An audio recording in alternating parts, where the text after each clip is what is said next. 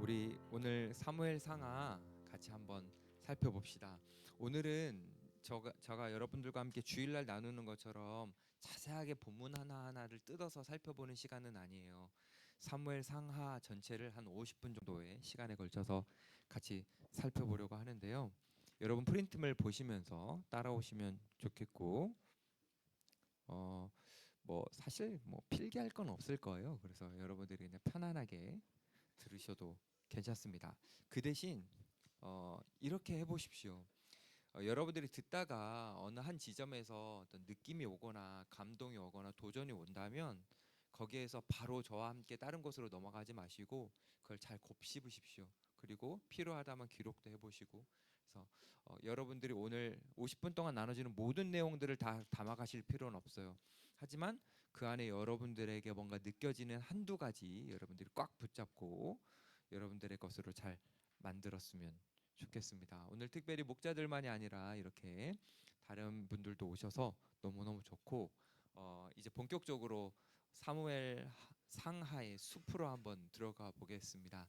저는 원래 이 남서울교회 오기 전에 그런 꿈을 꿨었어요. 매주 청년들과 함께 이렇게 성경 개관하는 것처럼 성경 공부를 하면 참 좋겠다 이제 생각하고 꿈을 꿨는데 와 보니 전혀 할 수 없는 현실이더라고요.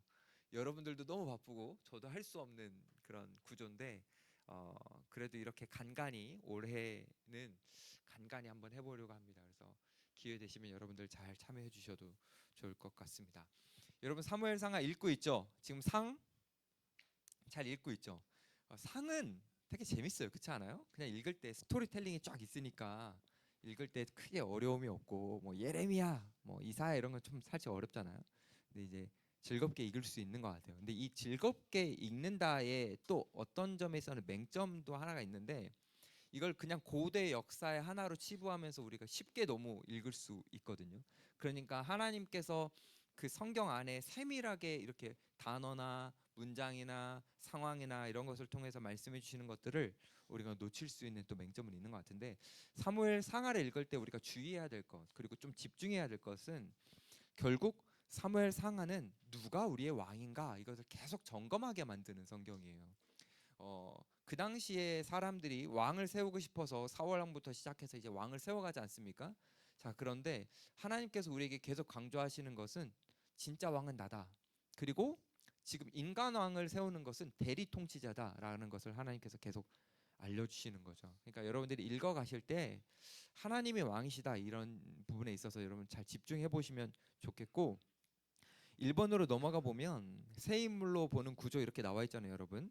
그러니까 사무엘 상하를 이해하는 가장 쉬운 방법은 사무엘 상하라는 이 연극의 무대에 올라서는 주인공처럼 보여지는 그 인물들을 우리가 한번 집중해서 살펴보는 거예요. 물론 사무엘 상하에 그리고 성경의 주인공은 다 그리스도입니다. 여러분들이 많이 들어보셨겠지만 구약이라는 것은 오실 그리스도, 신약이라는 것은 오신 그리스도를 설명하는 책이에요. 하지만 그리스도가 주인공이고 하나님이 주인공이시지만 하나님은 마치 사람이 주인공인 것처럼 연출을 이렇게 해나가시거든요. 그래서 우리는 이 사무엘 상하에 나오는 세 명의 특별한 주인공, 첫 번째는 시대를 바꾼 사무엘이라고 할 수 있고, 두 번째는 처음 왕이 된 이제 사울이라 할 수 있고, 세 번째는 다윗인데 이 인물들을 간략히 한번 전체적으로 조망해 보는 것도 필요한 것 같아요. 여러분 일단 사무엘이라는 인물을 한번 살펴보죠. 사무엘은 어떤 인물입니까, 여러분? 한나를 통해서 특별하게 얻어진 아들 뭐 이런 것보다는 훨씬 더 중요한 건 사무엘은 시대를 바꾼 인물 이렇게 이해하면 좋습니다. 이 사무엘 상하가 나오기 전에 성경이 뭐죠? 예? 예? 정말 그렇게 생각해요? 사무엘 상하 나오기 전에 뭐예요? 룻기, 그쵸? 룻기잖아요, 그쵸? 근데 그 룻기는 사사기의 시대적 배경 안에 있는 거예요. 그러니까 엄밀히 말하면 사사기 다음에 사무엘 상하 이렇게 생각해도 됩니다. 룻기는 사사기의 시대적 배경 안에 있는 건데 따로 떨어져 나온 거니까. 그러니까 사사기가 있고 사무엘 상하가 있잖아요. 근데 여러분 사사기는 어떤 책입니까? 사사기를 한마디로 말하면 뭡니까? 한 문장으로 말하면 각자 소견에 오른 대로 행하였더라. 이게 사사기를 정의하는 한 문장이잖아요. 그러니까 왕이 없더라. 하나님이 왕이 아니셨더라. 자기 마음대로 살아가던 시대였다라는 거죠. 근데 그 시대를 바꾼 인물이 누굴까요? 사무엘이라는 인물이에요. 암울하고 어둡고 하나님이 보여지지 않는 그 시대 속에서 그 공동체 가운데 사람들을 기도의 자리로 이끌거든요. 사무엘이. 그리고 하나님 앞에 어떻게 순종하는지 삶으로 보여주거든요. 그것을 통해서 시대를 바꾼, 사람들이 하나님을 의식하고 왕으로 모시게 왕으로 모시고 살아가게 만드는 그 바로 그 인물이 사무엘이라는 인물입니다. 여러분들이 잘 보셨다시피 사무엘서를 보면 이스라엘 백성들이 블레셋의 공격을 받고 쫓기죠. 근데 왜 이렇게 이스라엘 백성들이 블레셋이라는 그 민족을 되게 무서워했을까? 다른 민족은 안 무서워하는데 살펴보면 예전에 여러분들에게 이런 설명을 드려본 적이 있어요. 이 다윗 시대까지만 해도 그 지역은 청동기 문화였습니다. 그러니까 무기가 청동기예요. 근데 블레셋은요 외부에서 넘어온 민족이거든요. 그래서 다윗이 야 이 할례 받지 못한 백성아 이러잖아요. 이스라엘 백성만 할례 받았던 것이 아니라 가나안 땅 주변에 있는 그 지역의 민족들은 다 할례를 받았습니다. 사실 의미가 다르게. 근데 이 블레셋은 다른 해양 민족이 거기에서 쫓겨나 넘어왔는데 신문물, 다시 말해서 철기를 가지고 온 거예요. 청동기와 철기는 너무나 수준 차이가 있었습니다. 마치 소총을 하나 든 군인과 탱크로 싸우는 군인의 차이예요. 그러니까 상대가 안 되는 거죠.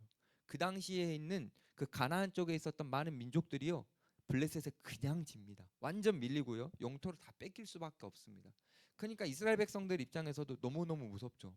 근데 그 무서운 상황 속에서 사무엘이 뭘 하자 그러냐면 우리도 신 무기를 갖자라고 말하는 게 아니라 기도하자고 말해요. 기도하자. 그러니까 이게 이상한 일이잖아요. 적군이 탱크를 가지면 우리는 더 센 전투기를 가져야 되는 거 아닙니까? 근데 사무엘은 기도하자고 말하는 거죠. 근데 그거를 잘 말했더니 이스라엘 백성들이 잘 받아들여요. 그래서 진짜 미스바에서 영적 대각성, 하나님 앞에 회개하고 기도하는 일들이 일어나게 됩니다. 그때 놀라운 일들이 일어나게 되는 거죠. 사람들은 점점 맛보는 거예요. 아, 기도의 힘이 이렇게 강력한 거구나. 야, 기도한다라는 것이 어마어마한 거구나. 그리고 세상 사람들이 아무리 강력해도 우리의 왕이신 하나님이 훨씬 더 강력하구나. 그것을 사람들이 느끼면서 점점 하나님을 따르게 됩니다. 그것을 만든 인물이 누구라고요? 이 사무엘이라는 인물이에요. 그리고 사무엘이 얼마나 특별합니까? 사무엘이요 기도도 잘했지만 여러분 사무엘이 어떤 표현합니까? 내가 기도하기 쉬는 죄를 결단코 범하지 않으리라 하면서 기도도 강조하잖아요.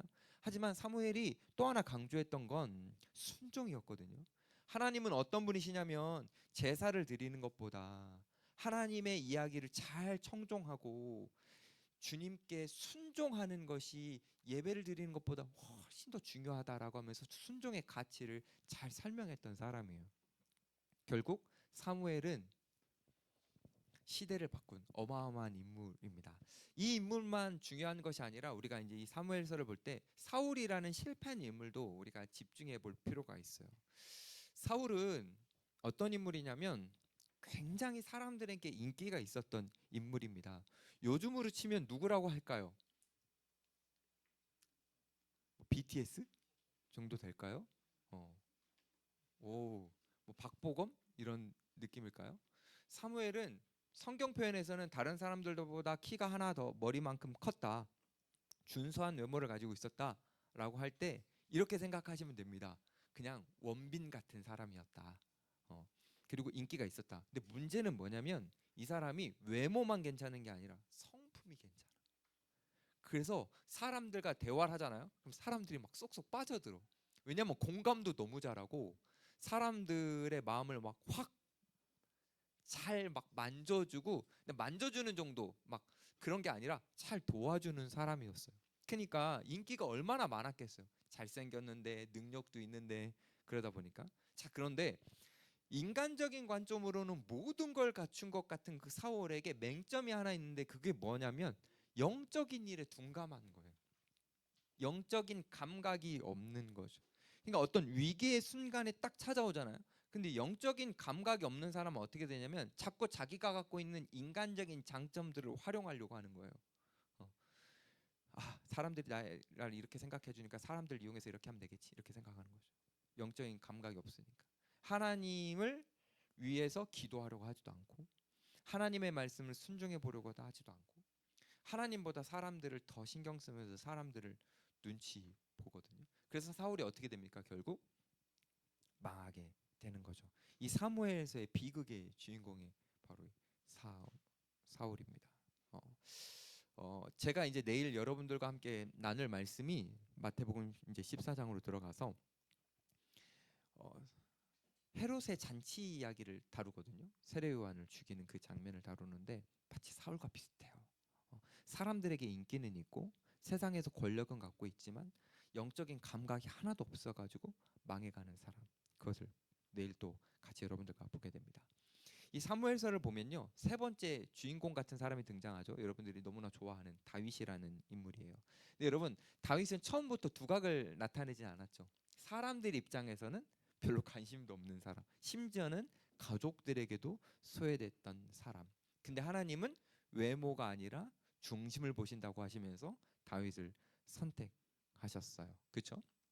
근데 하나님이 다윗을 딱 선택하시고 그에게 왕이라는 것을 의미하는 기름 부음을 부어 주셨죠. 근데 그때 이후나 그때 전을 이렇게 보더라도 다윗은 그렇게 특별한 사람은 아닙니다. 실질적으로 다윗도 여전히 실수하고, 그리고 다윗도 여전히 불완전한 삶을 살아가는 것들을 우리가 사무엘서를 보면 많이 보게 됩니다. 그런데 다윗에게 있어서 우리와 조금 결이 다른 것 같이 뭔가 특별하게 느껴지는 하나의 장점이 있다면 이 사람은 영적 감각이 되게 뛰어난 거예요. 영적 감각이. 그러니까 사람들이 지금 나를 어떻게 생각할까? 이건 조금 무뎌요. 근데 하나님이 나를 어떻게 생각하실까? 이건 굉장히 감각이 좋았습니다.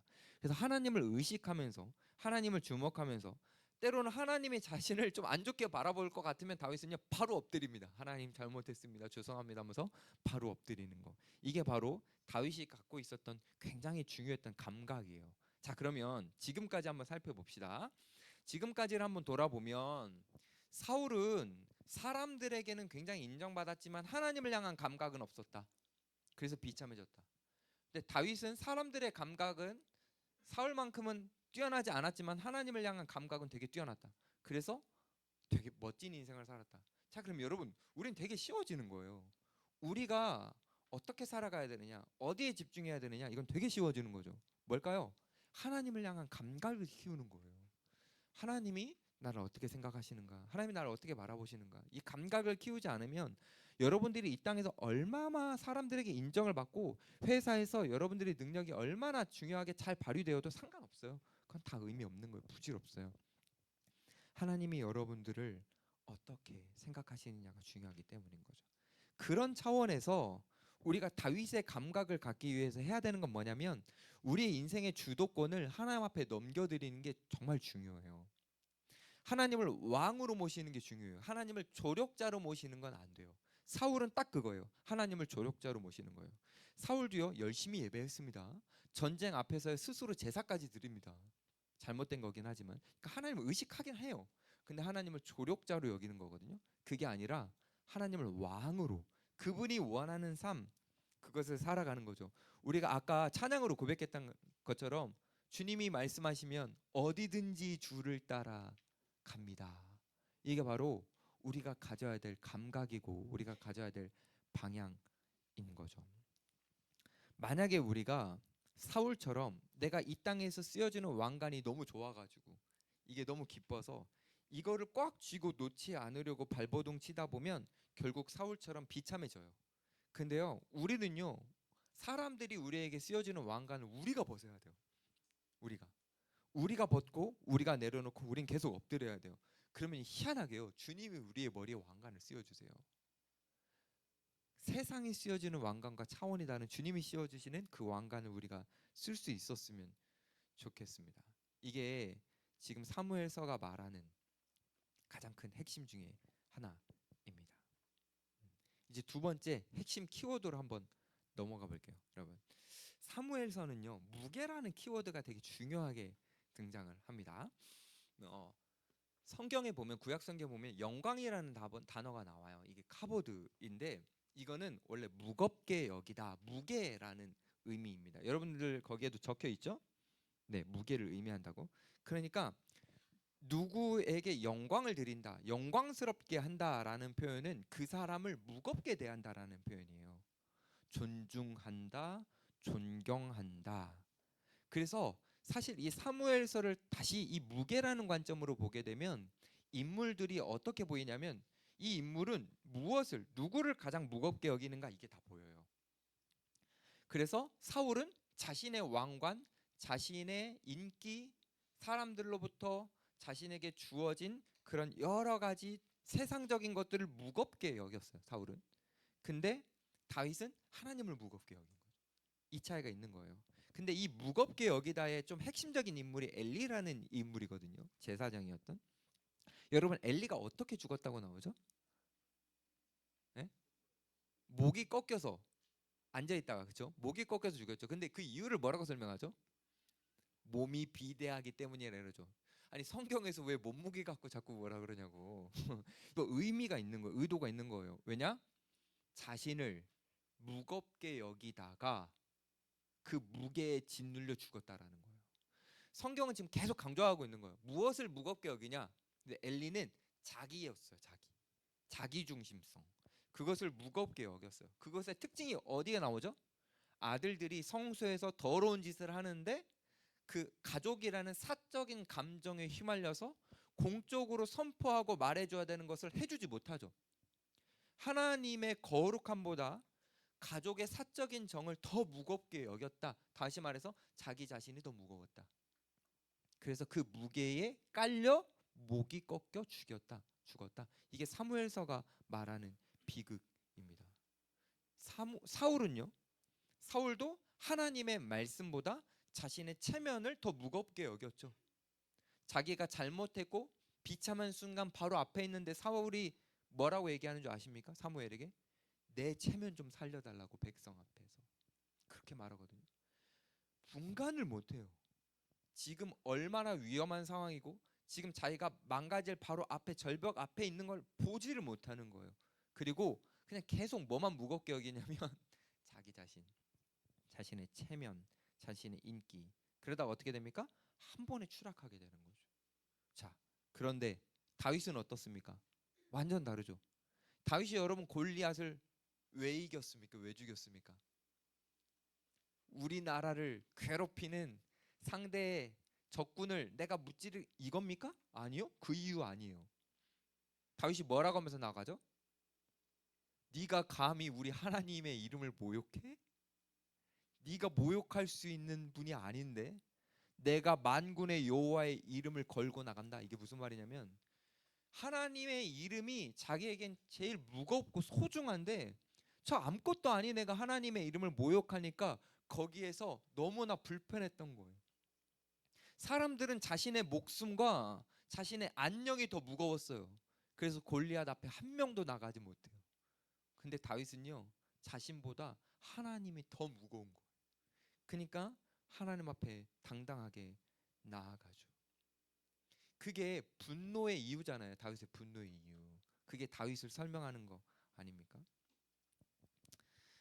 결국 우리는 무엇을 무겁게 여기는가? 이 싸움이거든요. 우리는 무엇을 무겁게 여기는가? 여러분은 무엇을 무겁게 여기는 것 같아요?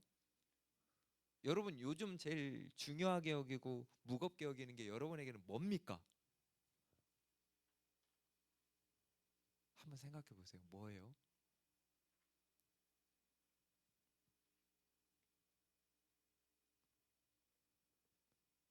성공입니까? 비전? 진로? 안정?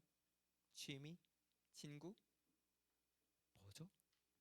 저는 예전에도 말씀드렸지만 제가 정말 학창 시절에 무겁게 여겼던 거 친구였습니다.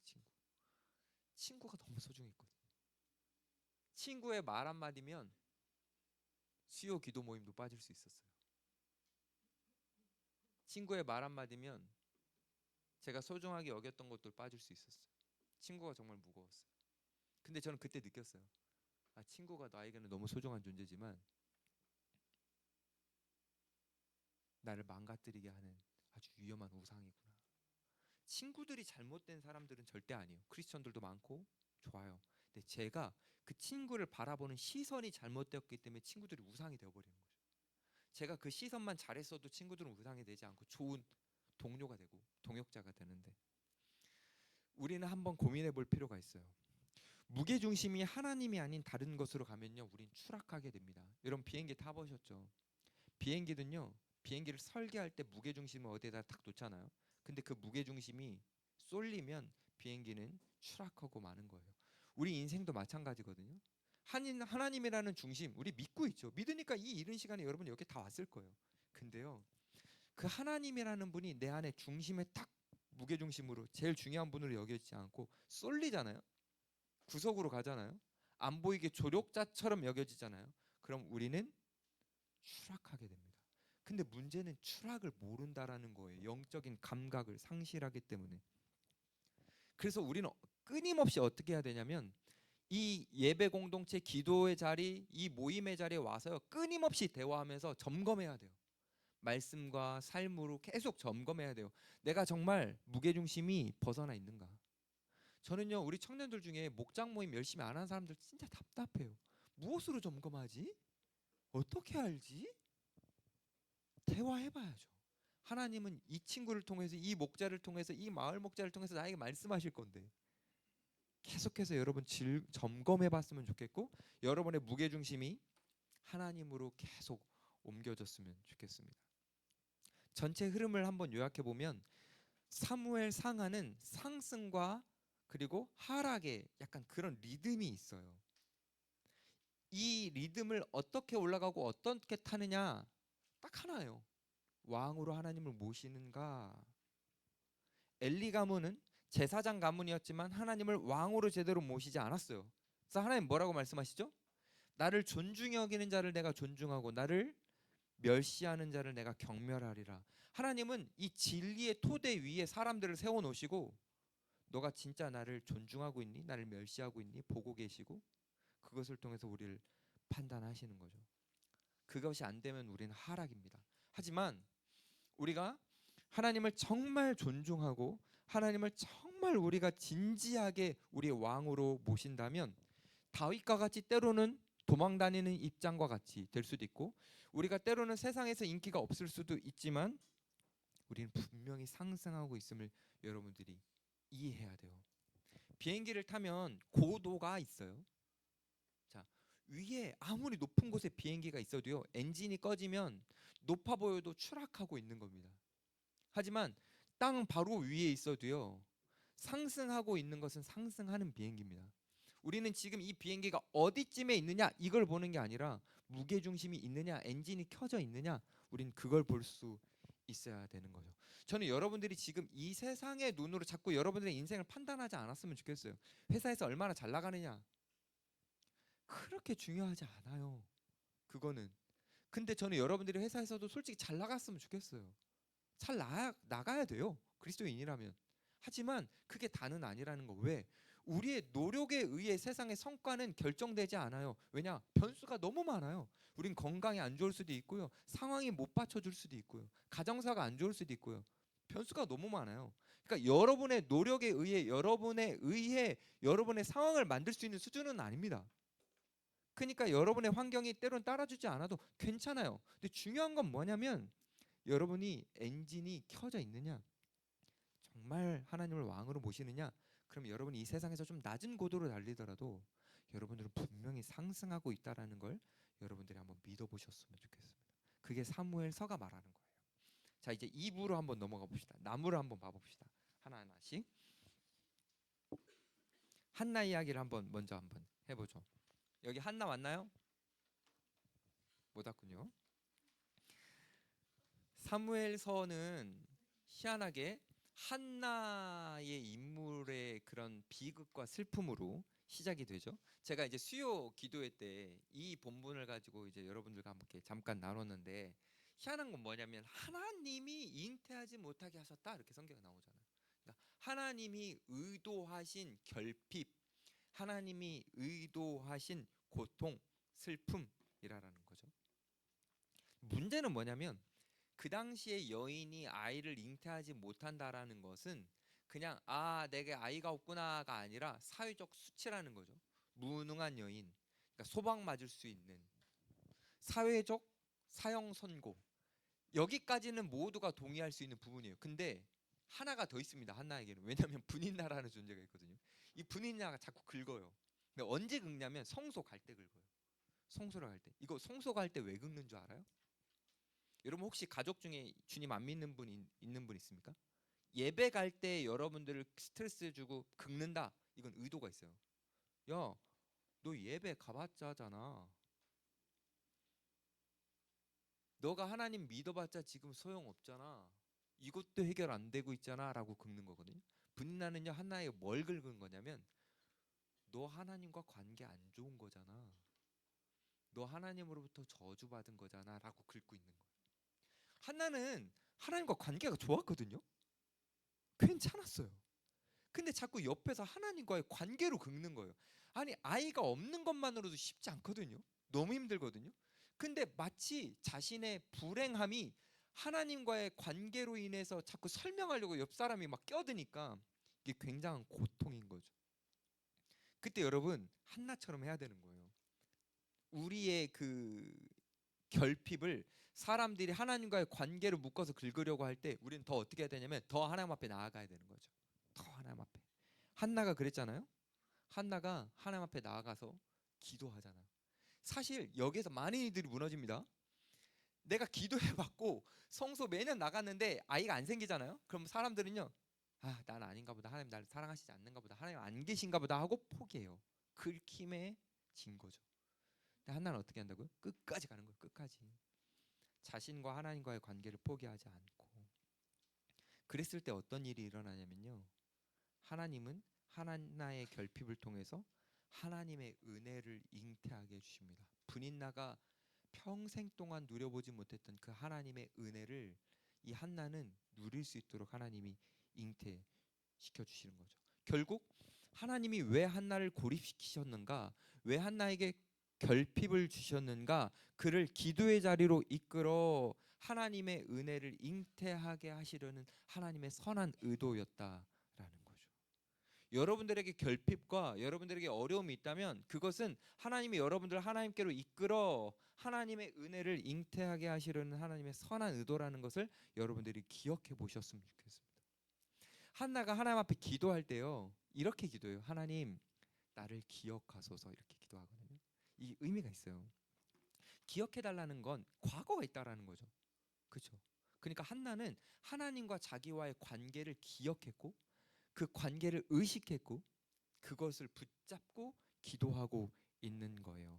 단순히 하나님 나를 잊지 마세요 이런 게 아니라 하나님 저는 하나님과 이렇게 인격적인 관계를 이렇게 맺어왔습니다. 이 인격적인 관계 안에 하나님의 긍휼을 구합니다라고 기도를 했던 거죠. 그러면 이게 이제 어떻게 이 기도가 해석되는 거냐면 한나가 했던 기도든 우리가 하는 기도든 우리의 기도는 하나님이 안 주시려고 하는데 우리가 막 하나님 제발 막 하면서 막 딜하면서 막 반협박하면서 하나님 앞에 뭔가를 받아내는 게 절대 아니에요. 그거 이방인들이 하는 기도라고 예수님 말씀하시잖아요. 그거 아니에요. 뭐냐면 우린 기도를 통해서 뭘 확인하는 거냐면 하나님 기억하소서. 뭐죠?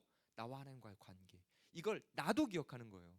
내가 기도하면서 하나님은 나의 아버지, 전능하신 분, 나에게 주기를 원하시는 분, 그것을 내가 기억하는 거, 기억하는 거, 누리는 거예요. 자, 한 번만 더 정리. 기도란 하나님에게서 뭔가를 얻어내는 수단이 아니에요. 나와 하나님과의 관계가 어떤지를 확인하는 수단이에요. 근데 우리는 예수 그리스도를 통해 이미 하나님의 자녀가 되었잖아요. 그거를 너무 기쁘게 누릴 수 있는 것이 우리가 하는 기도인 거죠. 기도. 그래서 한나는 이 기도를 마친 다음에 아이가 안 생겼거든요. 근데 얼굴이 바뀝니다. 평안을 누려요. 왜냐하면 하나님과의 관계를 제대로 확인했기 때문이에요. 여러분 기도하다 보면 평안이 오죠. 그렇지 않아요? 여러분 기도하다 보면 문제가 해결되지 않아도 마음에 안정이 오죠. 그건 하나님과 여러분들과의 관계가 확인되었기 때문이에요.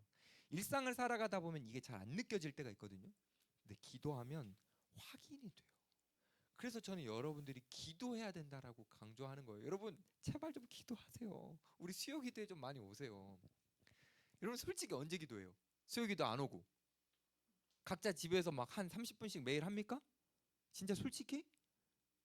여러분 아니면 일주일에 1시간이라도 떼어놓고 여러분 기도합니까? 솔직히 기도해요?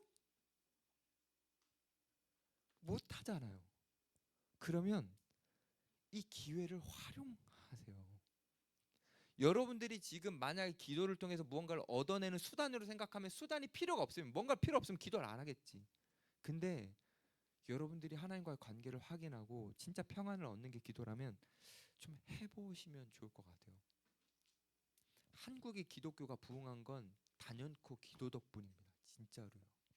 세계적으로 유례가 없을 만큼 이렇게 기독교가 부흥한 건요. 진짜 우리 믿음의 선배들이 쌓아놓은 새벽기도, 철야기도 덕분이에요.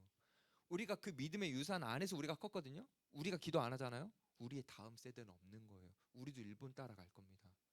우리도 여러분들도 이제 70, 80 돼가지고 의자 날르고 있어야 돼요. 일본 교회 갔는데 진짜 놀랬거든요.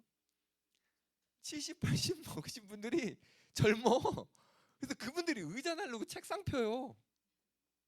저는 여기에서 충격을 받았거든요. 우리는 안 그럴 거야 돼요. 우리도 곧 그렇게 될 겁니다. 기도 안 하면요. 우리 진짜 기도해야 돼요.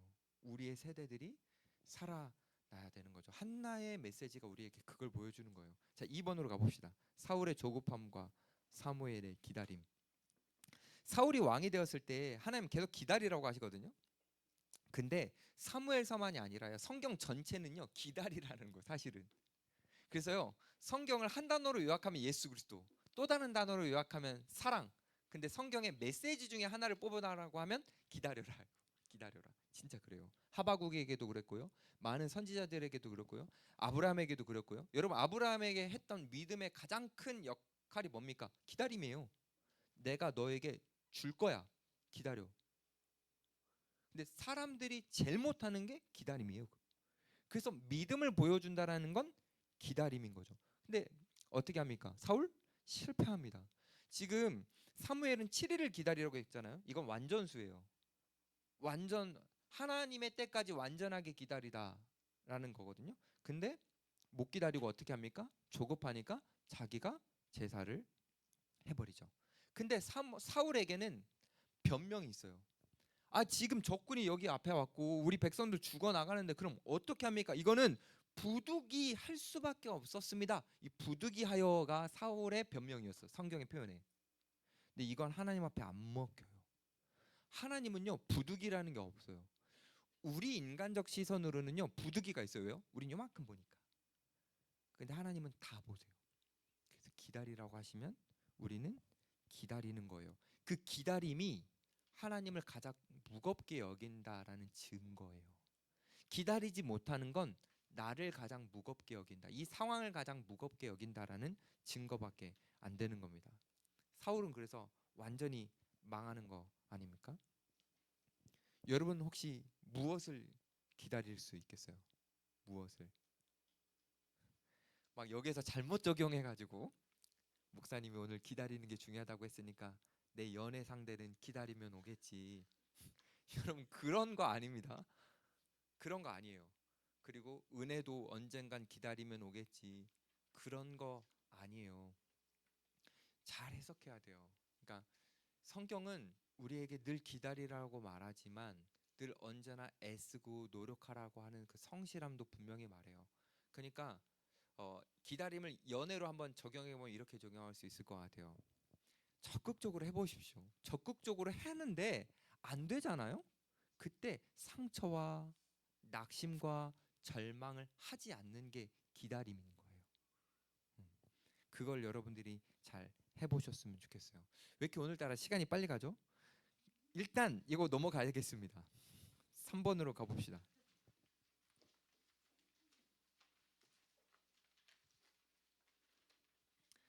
흥미로운 이야기가 나왔네요. 골리앗 이야기. 제가 이 다윗이 골리앗 쓰러뜨리는 이야기는요. 제가 12년 전 대배 첫 설교했던 본문이에요. 잊혀지지가 않아요. 왜 잊혀지지 않는 줄 아세요?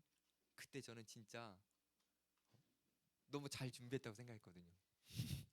완전 망했거든요. 잘 준비했는데 완전 망했어. 왜냐?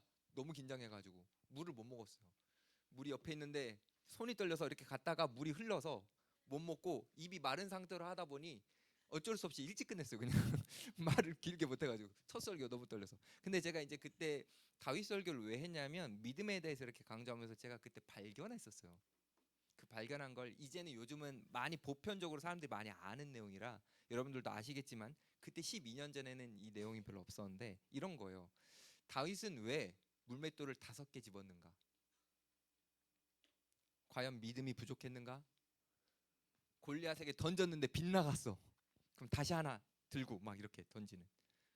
왜 그랬을까? 요걸 다뤘거든요. 왜 그랬었을까? 여러분 아시는 분? 왜 5개 집었을지? 이거 몰라요? 오 예. 그럼 오늘도 재밌겠네. 진짜 몰라요? 요즘엔 많이 좀 아는 분위기인데 설교 때 이렇게 가끔씩 등장해가지고 일단 이거부터 해보자면 사무엘 하를 보면요 그 전쟁의 분위기가 나와요. 근데 우리는 사무엘 상에서 골리앗이 앞에 나와가지고 전면전을 먼저 하잖아요. 그것을 이렇게 보잖아요. 근데요 그 블레셋의 군대는요 거인이 5명이었어요. 그게 사무엘 하에 나와요. 골리앗만 있었던 게 아니라요. 골리앗의 동생도 있었고요. 뭐 성경에 표현해 보면 발가락이 6개인 사람도 있었고 그래서 총 5명이에요. 근데 이제 골리앗이 먼저 나왔고 다윗은 다 죽이려고 했어요. 하나씩. 저 거인들을 다 죽여야지 된다고 생각한 거예요. 근데 골리앗을 죽였을 때 이미 성패가 끝났어요. 다 도망갔어요. 그래서 그 나머지 4명의 거인은 다윗이 죽이지 않고 따라갔던 군인들이 죽입니다. 그게 이제 기록되어 있어요. 그런 것을 통해서 믿음이란 완전히 그러니까 예를 들어서 요거 안 되면 다음번에 요거 써야지 이런 게 아니라 완전히 하나님의 하실 것을 온전히 믿는 게 믿음이다. 이제 이런 부분을 설명했었는데 이 다윗이 골리앗을 죽이는 이 장면 속에서 핵심은 뭐냐면 이 물맷돌로 이마를 맞춰서 죽였다. 뭐 이런 게 핵심은 아니에요. 그리고 요즘에 이렇게 이제 고고하게 발전하고 많은 신학자들이 연구하다 보면 재밌는 게 많아요. 골리앗은 거인이 아니다. 막 이런 얘기도 있고 그 골리앗은 거인이다라는 이야기와 함께 그 거인이 갖고 있는 거대한 사람들이 갖고 있는 그 비대증 있죠. 그 병. 그래서 골리앗은 빨리 움직일 수가 없었다. 뭐 이런 것들을 이제 학적으로 연구하고 근데 그 방패 든 사람이 정신머리를 놓치고 있다가 못 막아줘서 죽었다. 뭐 이렇게 이제 해석하기도 해요. 근데 그런 이런 자질구레한 해석들이 그렇게 중요하지 않은데 이 메시지에서 가장 큰 건 뭐냐면 어떤 전쟁이냐라고 했을 때 보이는 것과 보이지 않는 것의 전쟁이다가 핵심이에요. 이 메시지는 보이는 것 골리앗처럼 보여지는 군대 안 보이는 하나님 이 두 양쪽 사이의 전쟁이 바로 다윗과 골리앗의 전쟁이었다라는 거죠. 근데 잘 보면 보이는 것은 보이지 않는 것을 비방해요. 야, 니네 뭐 여호와가 뭐 어쩌고 저쩌고 막 하나님을 막 이렇게 하면서 이스라엘 백성들이 막 둘둘 떨고 있잖아요. 덜덜덜. 그게 딱 어떤 느낌이냐면 목자 없는 양을 보여주는 거예요. 목자를 잃었을 때 양은 불안에 떨 수밖에 없거든요. 그걸 보여주는 거죠. 근데 이 사무엘서가 이걸 왜 이게 부각하냐면 사사기부터 시작하는 거예요. 사사기는 이스라엘에 왕이 없더라. 왕이 없는 실체를 지금 이스라엘이 덜덜 떨고 있는 것을 통해서 보여주는 거예요. 하나님을 왕으로 모시는 다윗은 안 떨잖아요. 그렇죠? 그러니까 목자가 있는 양은 어떤 태도로 살아가는지를 보여주는 게 바로 다윗이었던 거죠. 결국 우리는 전쟁하자 막 이기자 이런 개념이 아니라 목자 없는 양과 목자 있는 양이 얼마나 차이가 나게 살아가는지를 극명하게 보여주는 것이 그 장면이었던 거예요. 다윗은 목자가 있었잖아요. 하나님 왕으로 모셨잖아요. 내가 만군의 여호와의 이름으로 나간다라고 하면서 나가서 이기잖아요. 결국 우리가 하나님을 왕으로 모시고 하나님의 목자로 여기고 우리가 양으로 살아가는 것은 진짜 다른 거예요. 믿음이 있다라는 것은 우리의 삶을 바꾸고 태도를 바꾸고 우리의 시선을 바꾸고 우리의 마음을 바꾸는 어마어마한 겁니다. 근데 문제는 자꾸 우리가 믿음을 가지려고 노력하는 게 아니라 보여지는 것을 더 갖추려고 노력한다라는 거예요. 제가 설교 때마다 여러분들에게 강조하는 거 스펙. 그러니까 이 본문을 딱 보면 사울이 어떻게 합니까? 스펙을 줘요. 다윗에게. 사울이 갖고 있었던 갑옷을 딱 주거든요. 근데 다윗이 안 맞습니다 하고 벗어내잖아요. 잘 보세요. 세상은 계속해서 보여지는 것에 싸우기 위해서는 우리도 보여지는 뭔가가 있어야 된다고 계속 이야기해요. 그래서 여러분들에게 스펙을 입히려고 계속 강조하는 거예요. 근데 여러분 진짜 그거 없어도 하나님을 우리가 딱 믿으면 그 믿음 안에서 어마어마한 결과물들이 일어난다니까요. 이거를 경험해봐야 한 발짝 더 뗄 수 있고 이걸 경험해봐야 한 발짝 더 뗄 수 있는데 이 첫 발을 못 내미니까 우리가 그 믿음의 세계에서만 주어질 수 있는 어마어마한 은혜와 영광을 못 누리는 거죠. 저는 여러분들이 스펙도 없이 살라 그거 절대 아니에요. 그 진짜 아닙니다. 맨날 유튜브만 보고 놀기만 하고 친구들 어울리기만 하고 그렇게 인생을 허비하지 않았으면 좋겠어요. 근데 우리가 쌓는 영적인 스펙을 여러분들이 쌓았으면 좋겠다라는 거예요. 그게 뭐냐면 진짜 하나님과 내가 가까워지는 거예요. 그분과의 관계가 너무 선명하게 느껴지는 거예요. 그분이 영적 감각으로 너무 선명하게 느껴지는 거예요. 이게 우리가 쌓는 영적 스펙이거든요. 이걸 쌓아야 당당하게 살아갈 수 있어요. 세상이 여러분들에게 뭐라고 말하든 세상이 여러분들에게 어떤 주눅을 들게 하든 우리는요 당당하게 살아갈 수 있어요. 근데 여러분 다윗이 골리앗 이거 물맷돌 던질 때 몇 번 정도 던져보고 골리앗에게 던졌을 것 같아요? 몇 번 정도 연습해 봤을 것 같아요, 여러분? 몇 번 정도 해봤을 것 같아요? 연습 없이 하나님을 믿으니 되겠구나 이렇게 했을까요? 아니요, 수만 번은 해봤을 겁니다. 다윗은 이미. 왜죠? 다윗은 양쳤잖아요. 곰이 오고 짐승이 올 때 다윗은 물맷돌로 다 이겼잖아요. 근데 그 물맷돌로 이기는 건요 특별함이에요. 일반적인 양치기들은요 그 당시 도망갔습니다. 근데 다윗은요 처음부터 도망가지 않고 훈련했던 거예요. 몸이 상하고 짐승에 내가 다칠 수 있지만 하나님이 아버지를 통해 나에게 맡겨준 이 작은 일에 헌신하고 순종하면서 훈련이 되었고 그래서 결국 정말 하나님이 나에게 주신 그 무대 속에서 멋지게 믿음으로 승부를 볼 수 있었던 거죠. 여러분들도 믿음을 한번 훈련해 보시면 좋겠습니다. 4번 광야 이야기를 빼놓을 수 없죠. 다윗이 왕이 되고 나서 계속 살았던 건 왕궁이 아니고 광야라는 게 이해가 잘 안 됩니다. 특별히 여러분 성경을 보면 10광야라고 나오거든요. 10광야? 좀 이게 뭐 좀 욕 같나요? 근데 이제 이 10이라는 표현이 재련소, 금속을 두드려서 작품을 만드는 곳 이런 의미가 있습니다. 딱 하나님이 다윗을 거기서 그렇게 만드세요. 여전히 다윗도 사람인지라 다른 사람을 의존하고 싶고 다른 사람을 의지하고 싶은 그 마음이 있거든요. 하나님 이것을 다 두드리세요. 불순물을 다 제거해 버리시는 거죠. 그래서 철저히 하나님만 의존하는 멋진 사람으로 하나님이 광야로 데려가시는 겁니다. 마치 출애굽한 이스라엘 백성들을 가나안 땅으로 데려가시기 전에 광야에서 있게 하셨던 것처럼 여러분이 하나님을 딱 믿고 예수 그리스도를 받아들인 그 순간부터 천국이 임하는 것 같지 않고 뭔가 광야가 여러분의 삶에 주어지는 것처럼 하나님은 여러분들을 다듬어 가시는 거죠. 그래서 순간순간 중간고사가 있어요. 다윗에게도 사울에게 있던 것처럼 사울은 기다림이잖아요. 다윗도 똑같이 기다림입니다. 그리고 기다림 플러스 복수입니다. 사울이 자신을 쫓으려고 할 때에 어느 날 갑자기 동굴 속에서 사울을 만나게 되죠. 우리나라 같은 사람이라면 어떻게 됐을까요? 내 원수, 너를 지금 처단하겠다. 내가 너를 지금 처단해야 나를 따르고 있는 이 사람들이 안전해지니까 생명이 유지가 되니까 나만을 위해서가 아니라 나를 따르고 있는 이 너무나 소중한 사람들을 위해서 나는 너를 처단할 수밖에 없다. 막 합리화했겠죠. 근데 다윗은 어떻게 합니까? 옷자락 딱 베요. 그리고 그냥 갑니다. 근데 너무 멋있는 건 다윗은 그 옷자락 벤 거 가지고 회개합니다. 하나님, 제가 과했나요? 하나님의 때를 기다렸어야 되는데 하나님이 세우신 사람에게 제가 너무 과했나요? 이게 다윗이 갖고 있는 너무나 멋진 중간고사 통과였죠. 네. 하나님은 이것을 너무나 기뻐 여기셨습니다. 잘 들어보세요, 여러분. 어, 청년들이 이 시대를 살아갈 때에 제가 생각할 때 이게 진짜 너무 중요한 것 같아요.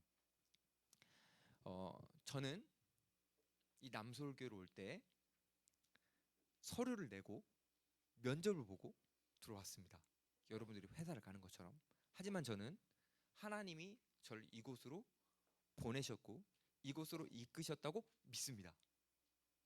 남서울교회 목회자들은 저를 면접 보면서 김지훈 우리랑 같이 하면 되겠다 뽑았죠? 근데 이 목회자들은 하나님이 김지훈이라는 목회자를 이 남서울교회로 보내셨다고 믿습니다. 이걸 진짜 믿어요. 저는 연말이 되면 여러분들에게 전화를 돌려야 됩니다. 목자 할래요? 생각보다 쉬워요. 해볼만 해요 하면서 꼬셔야 됩니다. 근데 저는 하나님이 그 사람을 목자로 부르셨다고 믿습니다. 마목도 마찬가지고요. 찬양팀도 마찬가지고요. 그러면 한 가지 물어봅시다. 여러분 옆에 있는 이 사람은 하나님이 붙여주신 사람입니까? 아니면 여러분들이 그냥 만나게 된 사람입니까? 네? 하나님이 붙여준 사람이죠. 한 번만 더 질문해 볼게요. 만약에 여러분 옆에 사울처럼 나를 죽이려고 하고 괴롭히는 사람이 있다. 그 사람은 어쩌다 똥 밟은 겁니까? 아니면 하나님이 붙여주신 겁니까? 예? 뭐라고요? 왜 여기서 자신이 없어지는 거예요? 확실히 얘기해 보세요. 그러면 여러분들이 그 사람의 목을 베지 마세요. 그게 하나님을 믿는 믿음이에요. 우린 목을 베면 안 돼요. 다윗은 옷자락 하나 베고도 회개했어요. 제가 전에 교회 있을 때 목회자로 있을 때 후배 목회자들이 저한테 이런 이야기를 했어요. 목사님, 어떤 목회자 함께 있는 어떤 목회자가 너무 힘듭니다. 목회자가 너무 힘들어요. 저건 아니지 않아요? 저렇게 하면 안 되는 거 아니에요? 막 비판을 하더라고요. 저한테. 그래서 제가 뭐라 그랬게요? 하나님이 세우셨다는 걸 잊지 말자. 하나님이 세우셨다는 걸. 우리는 하나님이 세우셨다라는 걸 잊어버리는 순간 우리는 진짜 이상한 짓들을 많이 하게 되는 거예요. 비판, 포용하지 않음, 성경에 없는 용서하지 않음, 사랑하지 않음, 냉대, 멸시, 비난. 하나님이 세우셨다라는 거 하나만 딱 기억해도 이게 없거든요. 근데 우리는 하나님이 세우셨다라는 걸 잊는 순간 망가져요. 우리가 이 다윗의 모습을 통해서 계속 기억해야 되는 건 뭐냐면 하나님이 사울 같은 사람도 세우셨대요. 다윗을 죽이려는 사람도. 여러분 옆에 있는 목자들이 여러분 죽이려 하지 않잖아요. 하나님이 세우셨어요. 약간의 부족함, 약간의 어설픔, 이거 진짜 여러분 하나님이 세우셨다라는 거 하나만으로 충분히 우리가 포용할 수 있는 부분입니다. 여러분들이 이 의식을 놓치지 않고 저를 향해서도 저를 향해서도 하나님이 세우셨다는 그렇게 감사하네요. 여러분들도 하나님이 저에게 만나게 해주신 선물이라고 저 진짜 생각해요. 그렇게 생각하지 않으면 우리 어렵습니다. 5번으로 넘어가 볼까요? 법궤와 미갈. 오랫동안 방치되었던 법궤가 돌아오자 이제 다윗은 이게 너무 기뻤고 하나님의 영광이 우리 가운데 온다 이렇게 생각했던 거예요. 그래서 다윗은 춤을 추잖아요. 여러분 아시다시피. 근데 미갈은 어떻게 합니까? 그것을 안 좋은 시선으로 차가운 시선으로 이제 바라보게 되는 거죠. 제가 수련회 때 이야기했나요? 제가 이제 춤 안 추는 사람인데 제가 한번 춤췄다고 여러분들에게 이제 말씀드렸잖아요. 근데 진짜 하나님의 은혜가 기뻐지면 춤이 쳐져요. 저는 막 베이스나 막 예를 들어서 일렉으로 우리의 막 심장을 두드려 가지고 춤추게 하는 거 그건 크게 뭐 모르겠어요. 근데 진짜 하나님의 은혜가 우리 가운데 들어오면 몸이 움직여져요. 그리고 그 쉽게 움직여지는 사람들 여기 몇 명 있죠. 조금만 은혜 받아도 막 몸이 막 움직여지는 사람. 오늘은 언급 안 할게. 오늘 저번에 언급했더니 그분이 좀 약간 애매해서 오늘은 언급은 안 하는데 몸이 움직여지는 사람 있잖아요. 근데 저같이 저는 진짜 옛날 이렇게 생각해. 나는 목에 칼이 들어와도 나는 춤추지 않을게. 막 이런 사람인데 춤을 췄다니까요. 나이트에 가서도 가만히 있었던 사람인데 나이트 왜 갔는 줄 알아요? 선생님이 보냈어요. 학교 선생님이 저를. 그래서 나이트에 억지로 갔어요. 근데 춤추라고 한 거예요. 안 추면은 이제 약간 분위기 싸해지는 그런 느낌이었어요. 근데 저는 그때도 춤 안 췄을 때 절대 춤을 안 춘다. 근데 은혜가 하나님의 은혜가 우리에게 부어지면 절대라는 게 있지를 못해요. 절대라는 건 다 사라지고 나는 그 은혜에 반응하게 되는 거죠. 자, 그런데 미갈은 절대라는 게 있는 사람이에요. 아니 왕의 체면이라는 게 있지. 그렇게 하면서 이제 뭔가 비아냥거렸죠. 근데 미갈이 왜 이랬는 줄 아십니까? 이 지역이 사울의 친척들이 많이 있던 지역이에요. 왕족들이 보고 있었어요. 그러니까 미갈은 민망했던 거예요. 자기 가족들 보기에. 근데 어떤 이유건 상관없어요, 여러분. 어떤 변명이든 상관없습니다. 다윗이 옳았고 다윗이 아름다웠던 거예요. 하나님 앞에서 춤춘다라는 거, 하나님 앞에서 이렇게 살아간다라는 건 너무 멋진 거거든요. 근데 미갈은 그냥 관찰자일 뿐이었어요.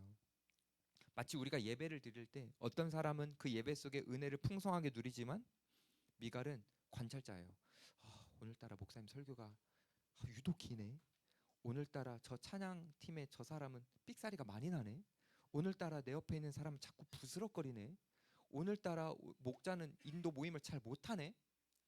뭔가 우린 계속 관찰자가 될 수 있거든요.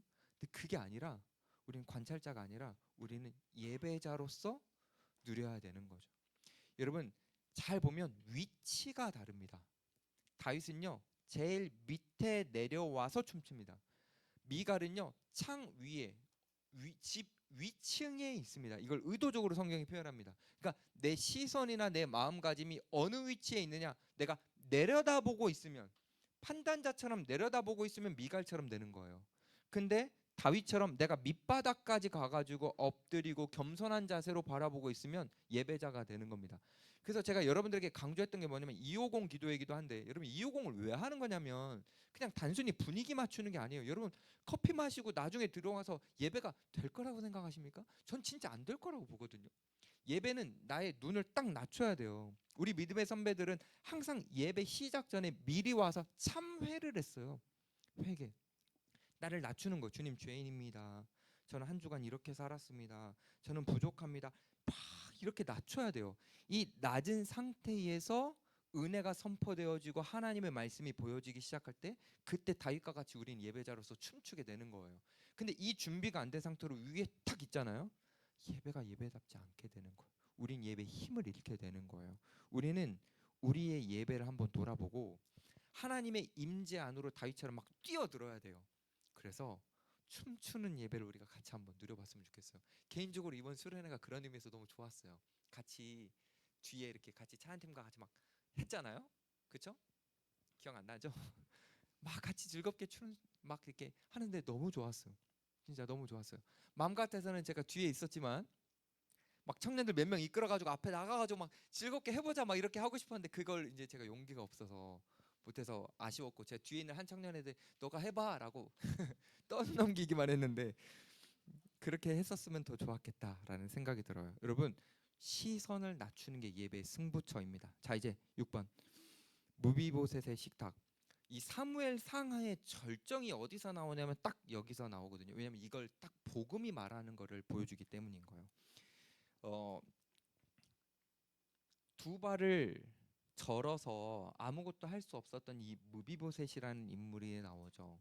사울의 손자였거든요. 그러면 원래는 다윗이 왕이 딱 등극이 되면 제거 대상이 돼야 되는 게 맞습니다.